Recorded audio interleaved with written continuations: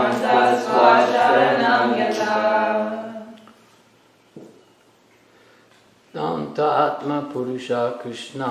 Dantatma Purusha Krishna. Padamulam Namuchati. Padamulam Namuchati. Mukta Sarva Pariklesha. Mukta Sarva Pariklesha. Pantasva Saranam Jata. Pantasva Saranam Yata.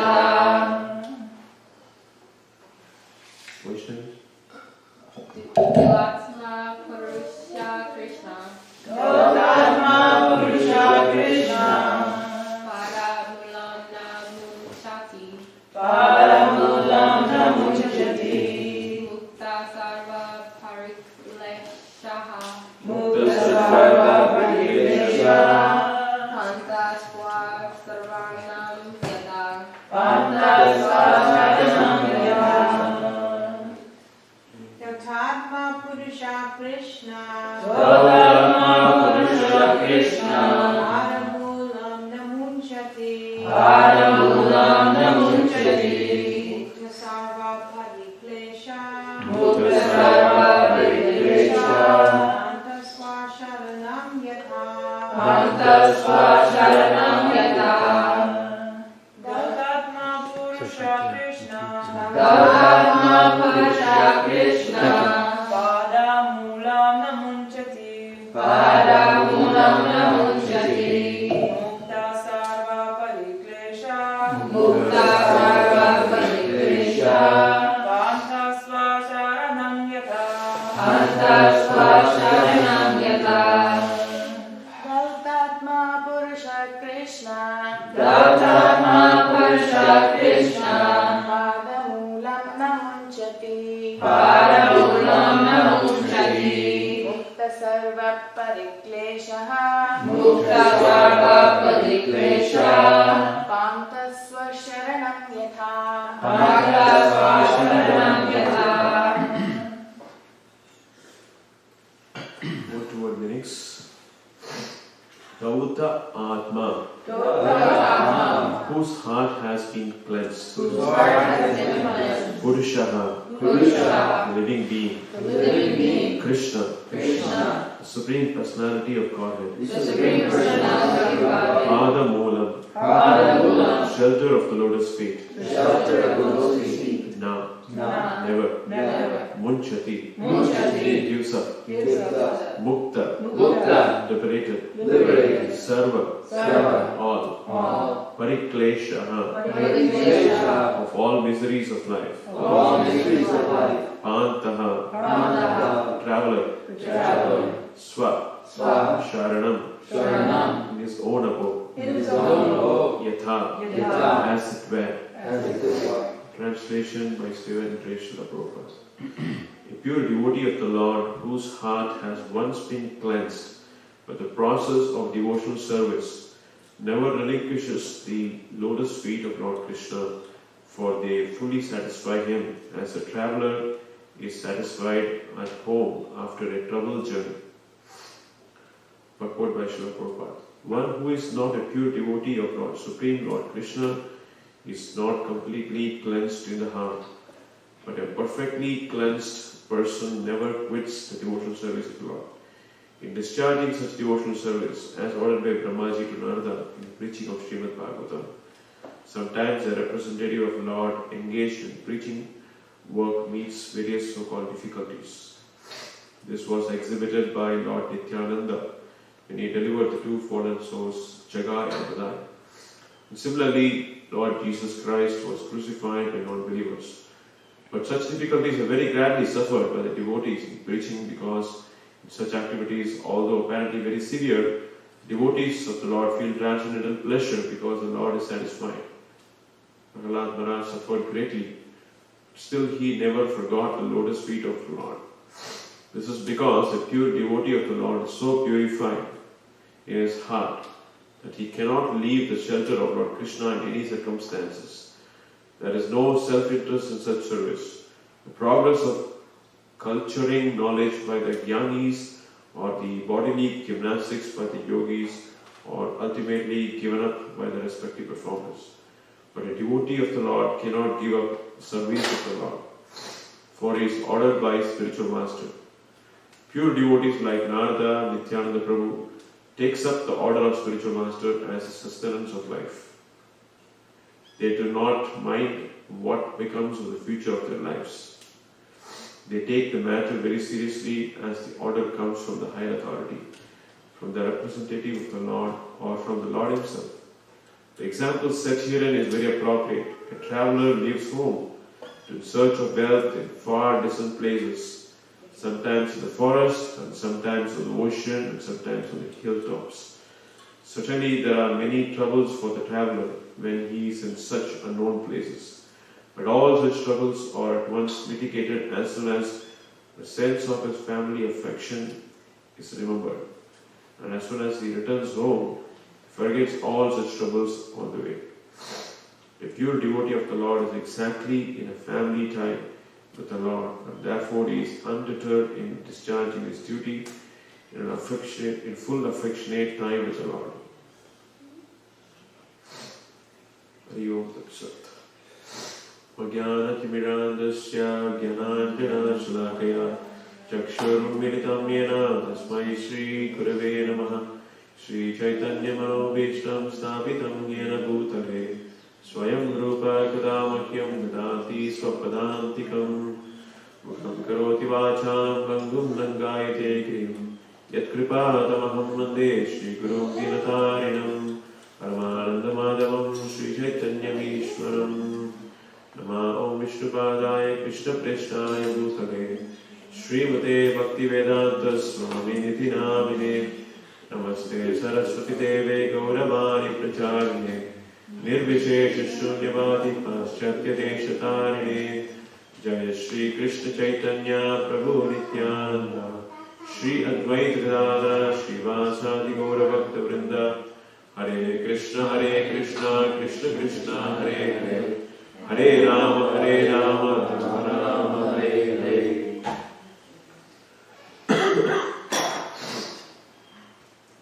Dauta Atma Purusha Krishna Padamulam Namuchati Mukta Sarva Pariklesha Pantaha Swa Sharanam Nita. Hare Krishna. So in the 8th chapter, we see how Parikshit Maharaj and Shukadeva Goswami they're discussing on the glories of Srimad Bhagavatam. Parikshit Maharaj wanted to know beyond what was discussed between Lord Brahma and Sage Narada. So, Shukadeva Goswami is going on to describe how the Srimad Bhagavatam is very special and how it can give the ultimate bliss to the devotees. So here, it is described that a traveler, just like a traveler, is traveling a long distance and finally he reaches home. So once he reaches home, he forgets all the different troubles that he had to undergo in the journey, and he feels reassured and he feels very happy and situated happily. So in the same way, the devotees of the Lord, so whatever is the difficulty that they have to undergo, so they are very happy to undergo those difficulties, provided they know that it is giving pleasure to the Lord. A good example is Hanuman. So Hanuman, he was given direct order by Lord Rama to go and find Mother Sita. So there are many parties of the kings. The monkeys set forth in different directions. Some into the north, some into the south, some into the east and west, all different 4 directions. And Hanuman was part of the troop that is going towards the south, in order to find Mother Sita. So there we can find how there are so many difficulties. And Hanuman especially, in one situation, they were all completely in despair. They're not sure where to go, what to do next. So in that situation, they find a cave. and they all go into the cave in search of water because they were so thirsty. The whole quest for Mother Sita. And hungry, thirsty, they were all very in despair. So they almost lost hope. They thought that they are not going to make it alive, come back. So they were looking for at least some water. So then they saw a cave, and then they went into the cave. And the cave was never ending, it just went a long distance. So finally they came to a very wonderful place. It's a place very nicely decorated, looked like it was habited by some great denizens of heavens. It was meant for such great, very luxurious and very nice situation. Everybody was very happy. And all the monkeys, they started to become happy, and then they started to eat the fruits available there. And very interesting, there are fruits inside the cave. So, further, but Hanuman was inquisitive. What is this place? It looks very strange, and why would somebody live here?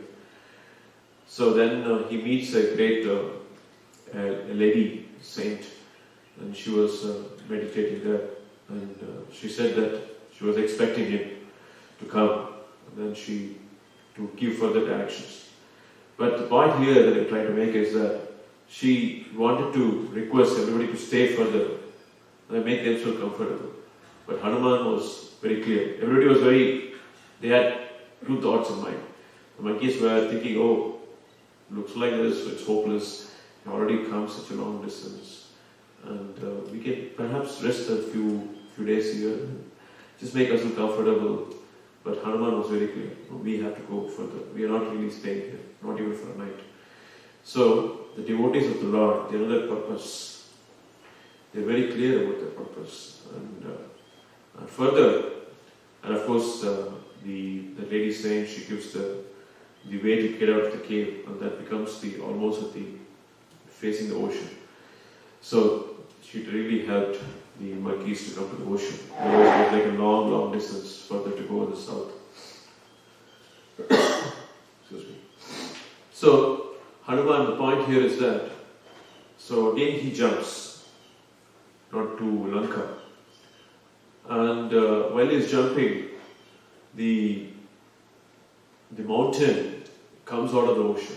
The mountain comes out of the ocean, it rises and rises, and almost blocks the path of Hanuman.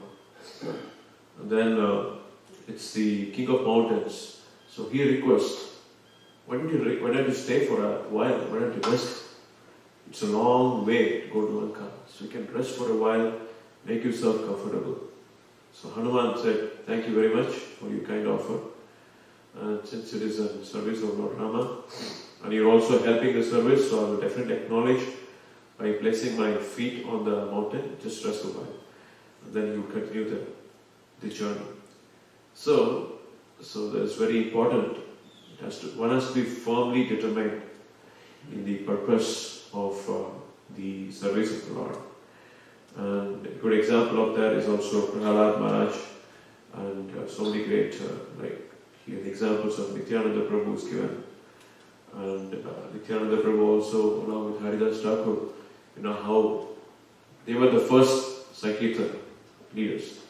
They set out for doing Sankirtan day after day in the town of Navadvip, and they would never stop. It will be like day and night, they will just keep going. And what they will do Sankirtan, they will knock the doors of the people and fall flat, request them to start chanting Hare Krishna. So in this way, they would just keep going and going and going to different places. And all the way to, we all know the story of Jagai and Madhai, how they requested, even though they were known to be great sinners, known to be someone who do not spare people if they see them. So they were ready to even take any kind of danger, face any kind of danger in service of the Lord. So, and the example of Jesus Christ is also mentioned here. So this way, the previous verse also very interesting verse. Pravishtaha karnarandrena swana bhava saroruna dhuroti shamalam Krishna salilasya yatha sharat. So meaning that the sound incarnation of Krishna, so the Supreme Soul, enters into the heart of a self-realized devotee, sits on the lotus flower of his loving relationship, and thus cleanses the dust of the material associations, such as the lust, anger, hankering. Thus it acts like an autumnal rains upon pools of muddy water. So the sound incarnation of Lord Krishna in Srimad Bhagavatam, how it works by hearing Srimad Bhagavatam is described here. The science of hearing Srimad Bhagavatam and how it cleanses our heart. The whole process is very beautifully described here. So it all starts with very rapt attention and hearing. So one should give rapt attention to the discussion of Srimad Bhagavatam, and that enters into the ears. Karna Randre, the holes of the ears. The holes of the ears, the Big Bhagavatam, the first and second canto, very beautifully describes that ears which do not hear the Srimad Bhagavatam is just like the hole where a snake dwells. So it's so the holes, the ears should be used for the service of Krishna. Rishikena Shevanam Bhakti Uttama. So one should, all the senses should be utilized for the pleasure of the master of senses, Rishikesha. So that is when it is actually becomes spiritual. And when it becomes spiritual, what happens is the message of Srimad Bhagavatam enters into the heart. And it activates the lotus flower, which is actually the relationship between the Lord and the devotee, the Atma and Paramatma, that relationship. So that is compared to a lotus flower here. Lotus flower here is referred as Saroruham. Swanam Bhava Saroruham. Bhava means relationship. The Swarupa relationship between the Atma and the Paramatma. So this Srimad Bhagavatam is so potent. It can revive the relationship between the Atma and Paramatma, and it re-establishes us back to our constitutional position. So in this context, so that I will read a few verses from Srimad Bhagavatam, which is very pertaining to this. So we all know these verses, we can chant along if you like. So Srimadam Swakata Krishna Punyashravana Kirtanam Vidyatastot Yavadrani Vidunoti Sukritsatam. So this verse is a very beautiful verse from the first canto, second chapter of Srimad Bhagavatam, which describes the hearing process. How this hearing process, Srinvatam, hearing of Swakata Krishna, Krishna Katha. So what does it do, hearing of Krishna Katha? Punya Shravana Kirtanam. Hridayantaha Stohi Abhadrani. So Abhadrani means, Bhadra means that which is auspicious. Abhadrani means that which is inauspicious. So in the heart, as we hear from Bhagavad Gita, Srimad Bhagavatam, the soul is situated in the heart. And the soul is covered by so many layers of dust, so many layers of coverings of illusion. So one has to cut through that illusion, cut through the layers of dust to reach to the soul. So what weapon can be used for that? So the weapon, no weapon can reach to that point, because no material weapon can ever touch the soul. What even talk about the different coverings of the soul? The coverings is accumulated over years and years, and lives of being loitering in this material world in different bodies. So we have taken so many different bodies. And this Sthula Sharira and Linga Sharira. Linga Sharira is the subtle body that continues throughout with us, all the way from the time we have come to this material world and to the present time. Subtle bodies just comes with us all the while. The gross body is changing, of course. So every life after life, the gross body changes. The subtle body comes with us altogether. That's a baggage that we are carrying from the time of we have advented to this material world, taken the material body. So many layers of dust and so many layers of coverings of illusion. So that needs to be penetrated. So that can only happen by oral reception of Srimad Bhagavatam. So when we give a very patient and very attentive reception to Srimad Bhagavatam, so that penetrates through the ears, reaches the heart, and cuts through the illusion, and reaches to the soul.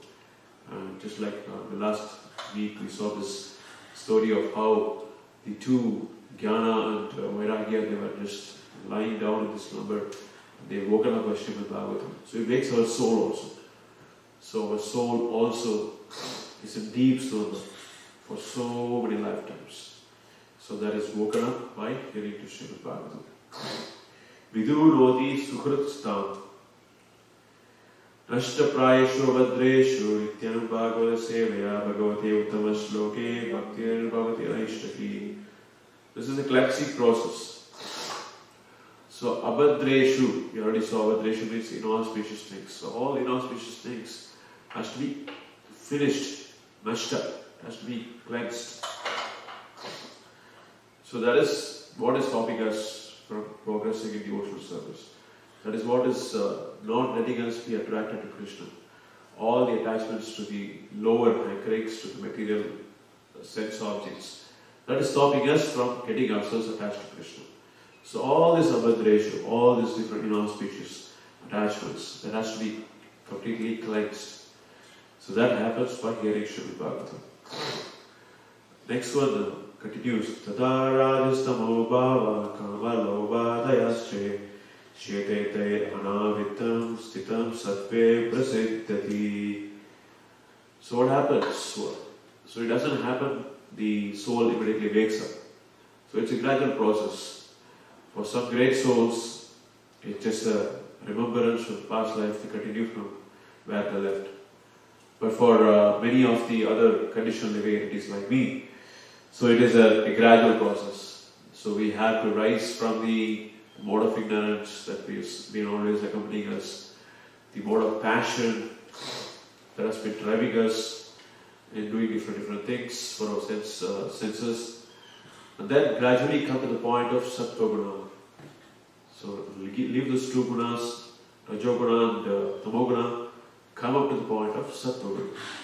That's very, very important stage of progressing towards Krishna consciousness. So come up to the stage of Sattva Guna. So Sattva Guna is helping us to see things as they are. Whereas Tamoguna, Rajoguna is a different kinds of lens, the prisms that obstructs us from seeing things as they are. It is a covering. It gives a color to the vision. It makes us see things materially. Makes us see things, everything as sense objects. How we can enjoy, or how we can be in ignorance. So we have to rise to the point of Sattva Guna. So that is very important. Srimad Bhagavatam is an automatic process. Just keep listening to Srimad Bhagavatam. We rise up to the plateau of Sattva Guna very easily. Evam prasanna manaso bhagavad bhakti yogataha bhagavad tattva vijnanam mukta sangasya jayate. So Sattva Guna is, once someone is situated in Sattva Guna, what happens? What happens? Anybody? What is the characteristic of being in Sattva Guna? You become enlightened. Become enlightened. What else? Freedom from the effects of rajas and tamas. Freedom from effects of rajas and tamas. More. There's some more. I'm looking for something specific. Sangasya jayate. Mukta? Liberation? Yeah, happiness. So that's one of the characteristics of Sattva Guna. So one becomes happy and self-situated and very satisfied. So that is a very important aspect of Sattva Guna. People in the mode of Tamoguna or Rajoguna, they can never be satisfied. Because its Tamoguna makes one miserable. So although it looks like a temporary happiness, but eventually it becomes frustrating. So whereas Rajoguna, nobody is ever satisfied. It's all temporary and short-lived happiness. But whereas Sattva Guna, that happiness gives us, it's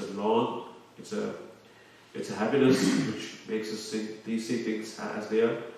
Happiness that makes us really peaceful. So that's only possible with Sattva Guna. That's what happens here. Evam prasanna manaso. Prasanna manaso. So the word prasanna is very important. Pra asana. Asana. we are situated in happiness.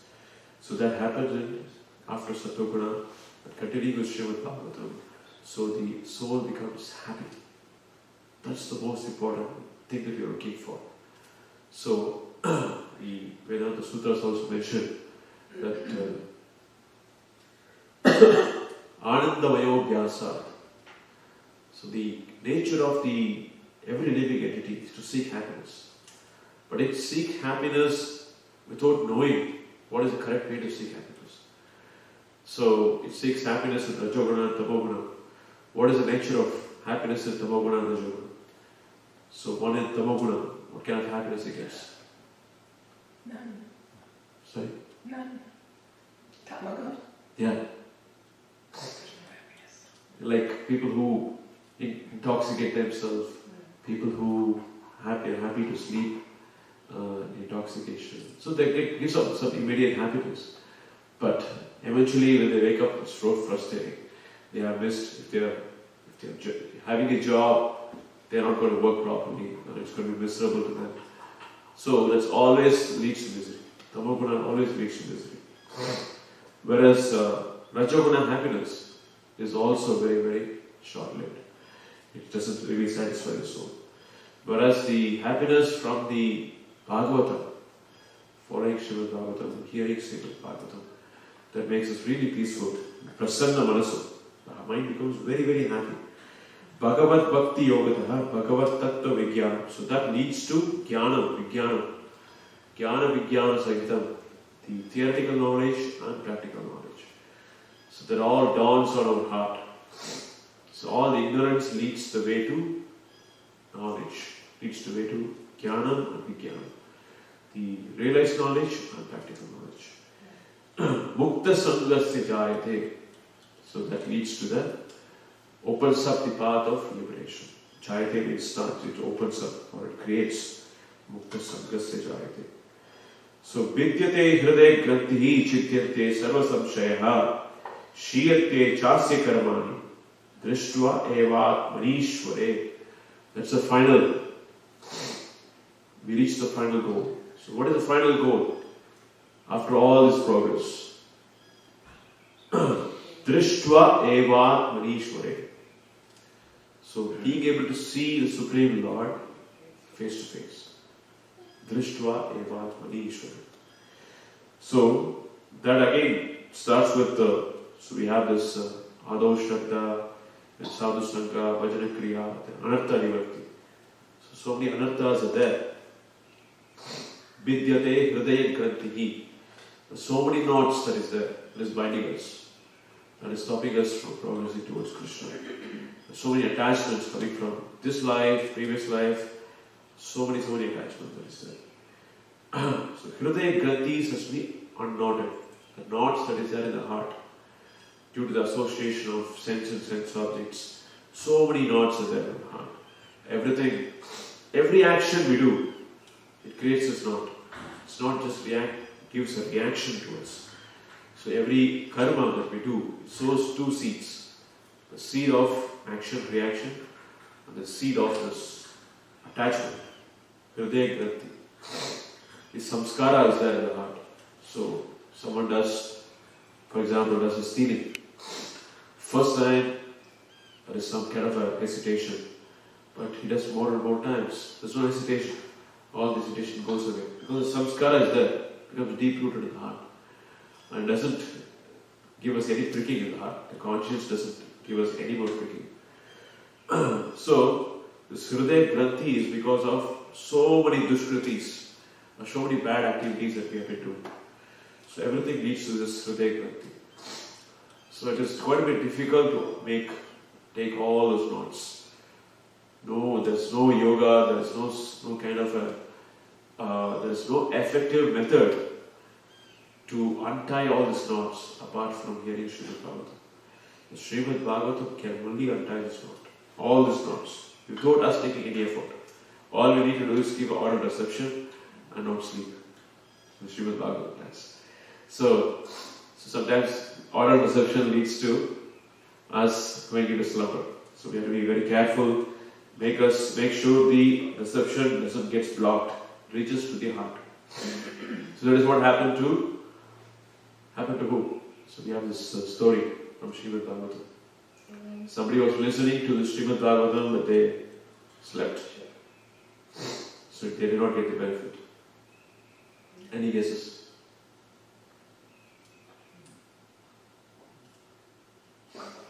Me?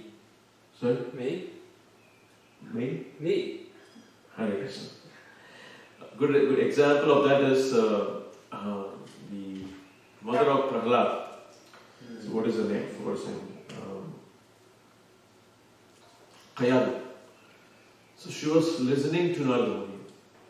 Narada Muni is the personified of bhakti. The Satyavesh avatar of the Lord, personified of bhakti. He is describing the glories of the Lord, the pastimes of the Lord. But Kayadu, she could not listen because her mind was elsewhere. One else was anticipating a child and she was thinking about her husband, what is he doing? He was gone for some tapasya, is he okay, he's fine. So her mind was always there. But she was not giving oral perception to Srimad Bhagavatam. Many times she also slept Srimad Bhagavatam, hearing Srimad Bhagavatam. But who was hearing that? Prahlad was hearing the womb. So he was hearing each and every word spoken by by Narada Muni. And he was absorbing like a sponge every word of it, and every understanding and digesting it. So he got both Jnana and Vijnana together in one go. So many times it has to be, we hear Srimad Bhagavatam, it's just like putting a spoon to the mouth. But then you have to digest it in order to get the energy. The food has to be transmitted as energy. So it's a process of digestion. The food gets combined with oxygen, it gets burnt, and there is so many calories of OTPs that are released, and that becomes energy available in the blood. And then it is transmitted all over the body and becomes energy for us to do things that we like to do.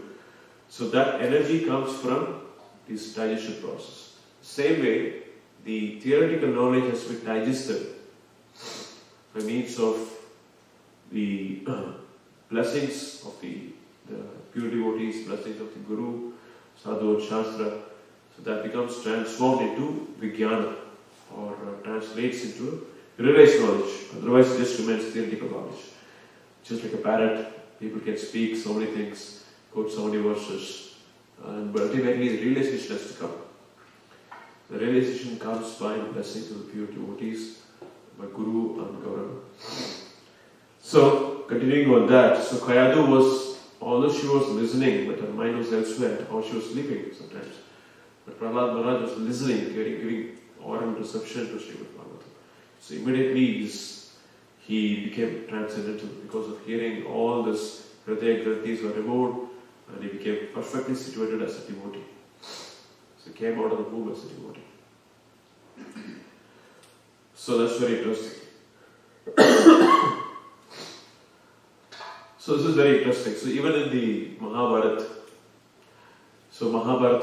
the Uttara, she was listening to Lord Krishna speaking this, Lord Krishna was instructing Abhimanyu, in fact, how to go into the Chakra Vyuha.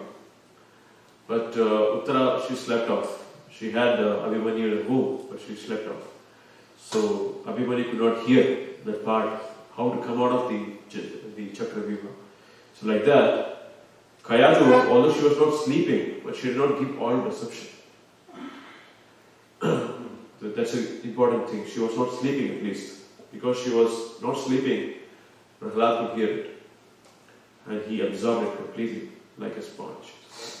So, hearing of Srimad Bhagavatam, it should be accompanied with many other different things. So, hearing one of the Prabhupada lectures, I could capture some of the points. So, one is it has to be heard with rapt attention. So, that we already saw, rapt attention, how it is important to hear with rapt attention. So, it doesn't matter. So, anybody speaking Srimad Bhagavatam, so as long as he is speaking in the lines of the Parampara system, and he is speaking from Guru Sadhu Shastra, So it could be something very simple. And speaking from, like Prabhupada many times, so he repeats the same points. You are not the body, you are a spirit soul. So it doesn't matter, but still hearing, giving oral perception to the Srimad Bhagavatam classes, it purifies the heart. Because as long as the message is transmitted as per the parampara system, it is retransmitted to the parampara system, and we give oral reception. It could be this. It could be a similar thing we may already know, but still by hearing, by submissive hearing, so things becomes everything. All the knowledge dawns on us. That's the next important thing. Submissive hearing. Doesn't matter if it is something that very simple, talking about basic Krishna conscious philosophy, but it's important that we hear and integrate it. So rapt attention in combination with submissiveness is very important. So the one of the Acharya's commentary, you also see that last week Prabhu was reading about the Kaliya. Kaliya had his wives. So it looks like Acharyas are commenting that his wives were devotees of Krishna. So they were always trying to talk about Krishna to Kaliya. In fact, Kaliya had a previous experience. He was very notorious for killing so many animals. So Garuda had to come, and Garuda took him, and then he took him and put him in the oceans. And he told him that stay away from this place. So that's why he was already punished by Garuda in one sense. But he was not submissive. He did not learn that lesson from the incident. But instead he was continuing to be notorious. And he was showing how he is so powerful to his wives by killing so many other snakes, killing so many other animals. But his wives always were giving him good instructions, but he was not listening. So only when Lord Krishna came and Lord Krishna punished him by dancing on his hoods, and he had to vomit out all the blood, vomit out poison. Then after all the poison came out, he came back to his senses. And then when his wives were glorifying Krishna, he could fully absorb all those glorifications. And he could meditate upon Krishna, how wonderful, great personality he is. So that was there in one of the commentaries of Acharya that is mentioned, that how he was so not submissive. So although he was hearing about Krishna, but it was not making any effect on him. He was not becoming a pure devotee. It was completely nullified. The same way, submissive hearing is very important to the oral reception of Srimad Bhagavatam. And one should not have ulterior motives. So, we should have a very clear motive when we hear or speak Srimad Bhagavatam. Hearing and speaking of Srimad Bhagavatam should be for the pleasure of Guru and Krishna. Should be for the pleasure of pleasing the parampara system. To pass on the message as is, without any addition or subtraction.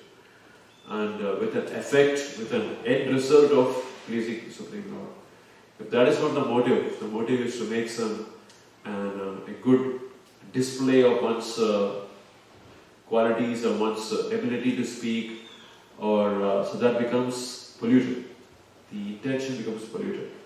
So it doesn't really give the result that is to be obtained by everybody. Both the presenter as well as the listener, they lose the opportunity of course not the listener, but at least the presenter, if he's not in good, doesn't have a good motive, that he should be speaking for the pleasure of the deities, pleasure of the serving the Srimad Bhagavatam, then it does not result in the proper, doesn't give the proper result. That's a very important thing. So one should not have any ulterior motives. And most important thing is following the other fourth important point is following the orders of one's guru, or following the rules and regulations properly. So one should always do a achar and prachar. Achar means one's own following, one should be perfect. One should try to follow the rules and regulations properly. At least the minimum rules and regulations one should follow. with due attention, with due diligence. And one should do prachar. So when there is achar, the prachar is automatically effective. So those two things are also very important.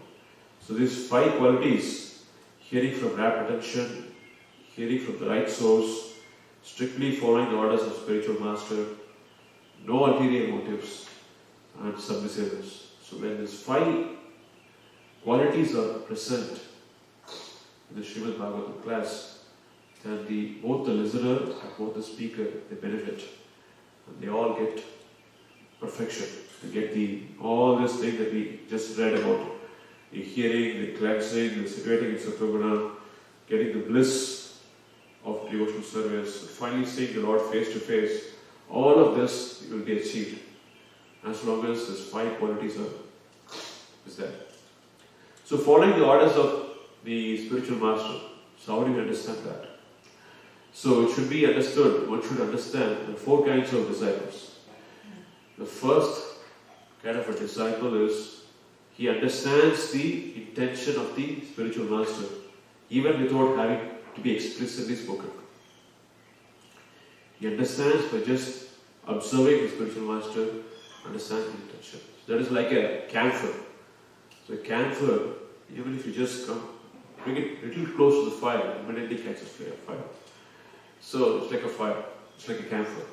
The second quality of a devotee, a Madhyama devotee or a disciple, is one who is like a dried wood. So he needs to be told, this is what should be done, this is what should not be done. So he needs to be told clearly. So then he comes to his senses, yes, now I should do this, I should not do this. So that is a second Madhyama devotee. First one is a Uttama devotee, Uttama disciple. A Madhyama disciple is one who needs to be told clearly. Then he does what has to be done. So he's like the dry firewood. So it is capable of catching fire, but requires a little bit of some kind of oil or something to make it catch fire. The third one is like a wet firewood, a Kanishta disciple. So it requires a lot of effort from a guru. So he has to tell him multiple times, he has to repeat his instruction, but he still doesn't understand. But he finally is sincere, he listens, and then he slowly comes to the right path. The fourth kind of devotee, who is not even among these 3, is one even after being repeatedly told, even after being repeatedly instructed, he is not sincere about doing it, and he loses he does not make any progress in spiritual progress. So a very good example of, there's a nice saying in the Indian context, connotation, where the story is given of a Paramartha Guru. A Guru, it's a theoretical story, it's not a real story. A Guru had many disciples. So, and all his disciples were like a Kanishta disciples. So they were not very intelligent. And so what happened was, once that Paramartha Guru, he was going on a horse, and his disciples were following on the foot. So, as they were going in the desert, so a bag that belongs to the Guru, which was on the horse, so it fell down. So the horse went off, and all the disciples followed, and finally when they reached the next destination, stopover, so the Guru found that the bag is missing. So what happened to this bag? Did somebody see what happened to this bag? One disciple said, yes, Guru Maharaj, I saw the bag. What happened to the bag? The bag fell down. So foolish student, why didn't you pick it up? Why didn't you pick the bag when it fell down? If you know that it belongs to us. He said, you didn't tell me, Guru Maharaj. If you told me, I would have done that. Alright, okay. So next time, anything falls down, don't forget to pick it up. So they continue from there. As they continue from there, they go on for quite some distance. And the horse became a little tired, and then it wanted to pass water. And the foolish disciple, he went on to catch the urine of the horse. The Guru said, what are you doing? What is this? It's foolish. Why are you doing this? And he said, Guru Maharaj, you said whatever falls down you should catch. So it's falling down, so I'm catching. My God. So this is then he says, no, it's not like this. So you should only collect things that is important to us. This is not important to us. So then student says, okay, Guru Maharaj, please give me a list of things that is important to us. I will make sure, anything if it falls, I will take it and bring it back to you. So then they make a list of things that is there on the horse, saddled on the horse. And the disciple is carefully observing if something is falling down. And is very meticulously is doing that. So suddenly what happens, there is a wind blows, very strong wind blows in the desert. Then the horse becomes a little agitated and starts making violent movements, because of which the Guru falls down. The Guru falls down to the ground. And the disciple, they don't bother. The disciple just continues to go. The Guru says, oh, what are you doing? I've fallen down here, you just all leaving me and going? This is foolish. He said, but Guru Maharaj, you are not in the list. You gave me a list of things that I should look for, and you are not in the list. So that's not how a disciple should be. A disciple should be intelligent. So it should be a Uttama devotee, at least a Madhyama devotee, or at least a Kanishta devotee. At least in this case, the disciple, although he was foolish, he was sincere. So there is a hope that he can be brought back to the right path. So, but the last fourth type of disciple who doesn't listen, who's not really intention, is not to follow. So then they will fall off very soon. The Maya will come and take them off in no time. So this is 5 important aspects of hearing. We should be very careful and we should try to follow this 5 important subject matter. So with this I would like to stop here, but I would like to play a little lecture from Solidas Jayapata Swami. Guru Maharaj today is Vyas Puja, so let us pay a small lecture. Part of this is very related to this. It is about 5-10 minutes. Please kindly listen.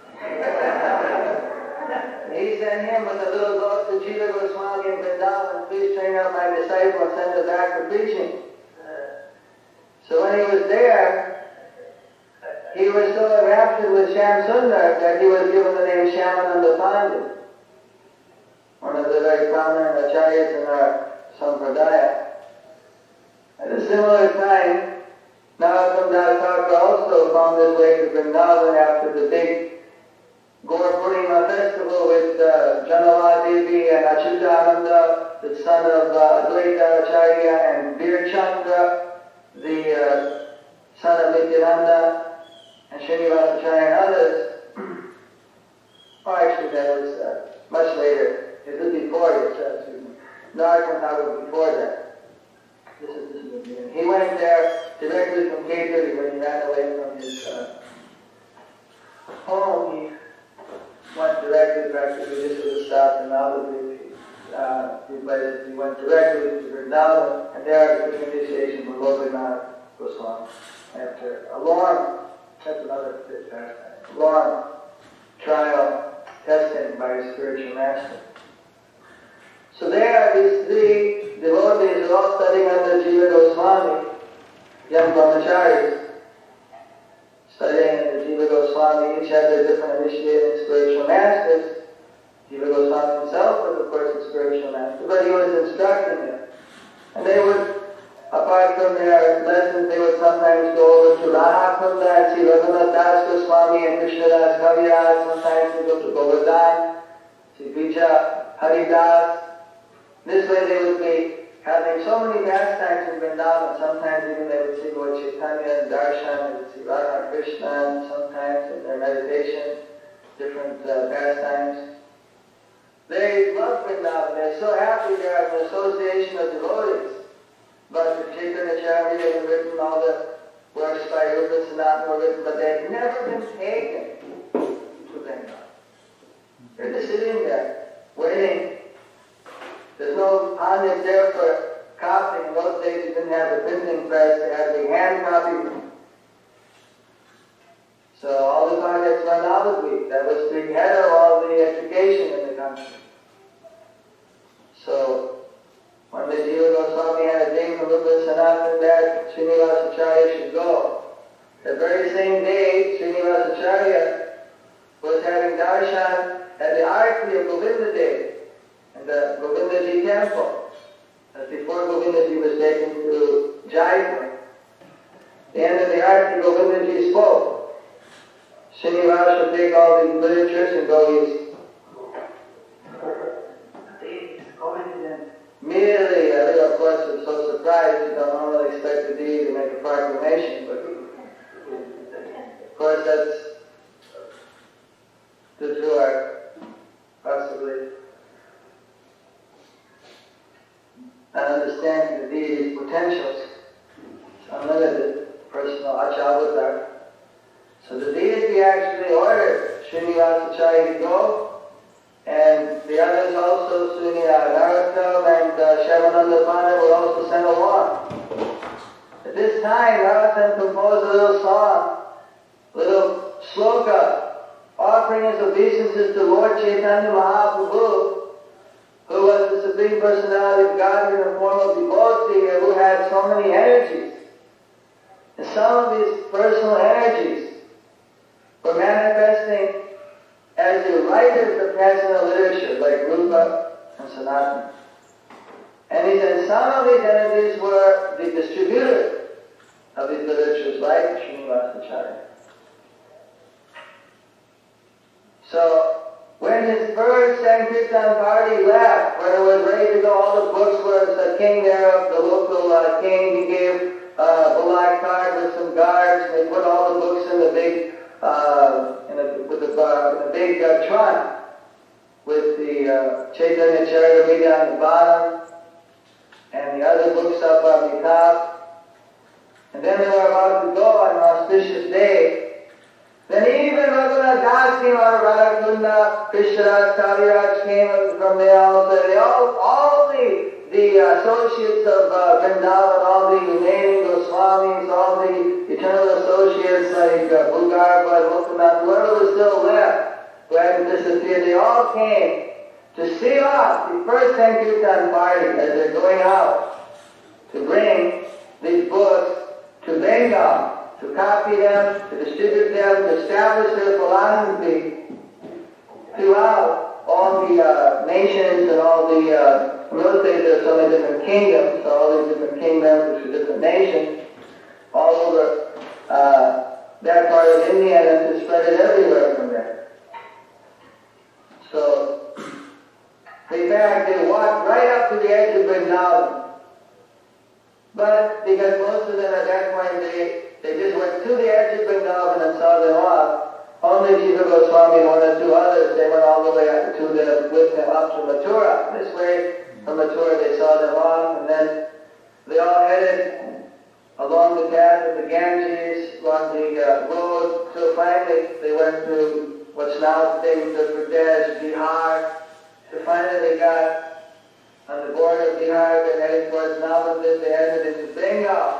The end of the Bengal is beautiful, there's so many beautiful trees and coconuts and bananas, and Bihar, other place tends to be a little bit dry, but Bengal is luscious, because the Ganges flowing through and so many rivers, like the Damodar, flowing through it, the Ajoy.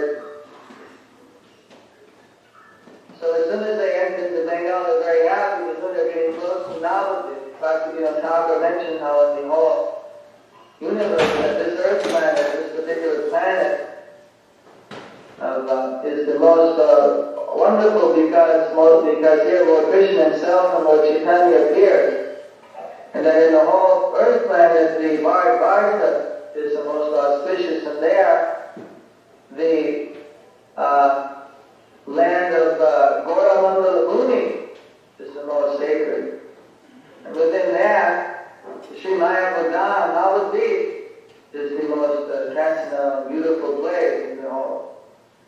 So this is ever eager that now they're coming close, they're already entering Gauramandala Muni. They're going on and they rested. Of course, you know the last time how there was a king called Gambhira Maharaj Vikram Mahadev Shah. And that he had a little secret service. That secret service was especially sent to rob people.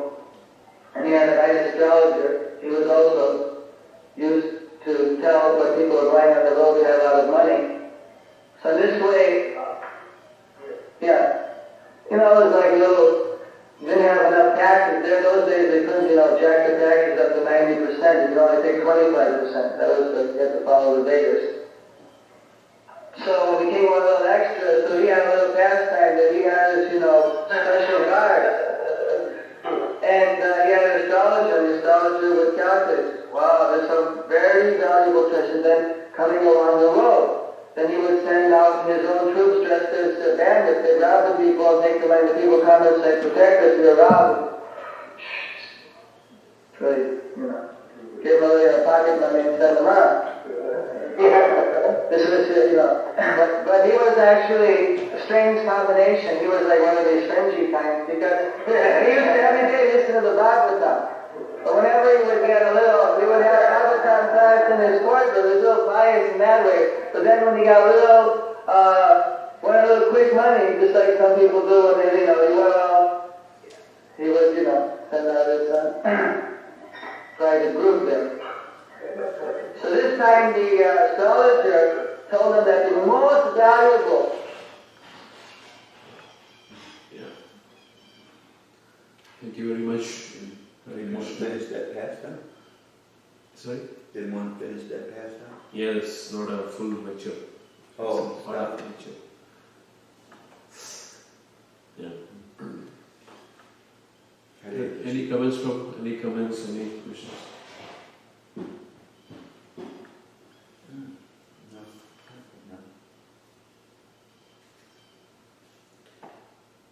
Srimad Bhagavatam ki jai, Srila Prabhupada ki jai. Hare Krishna. Hare Krishna.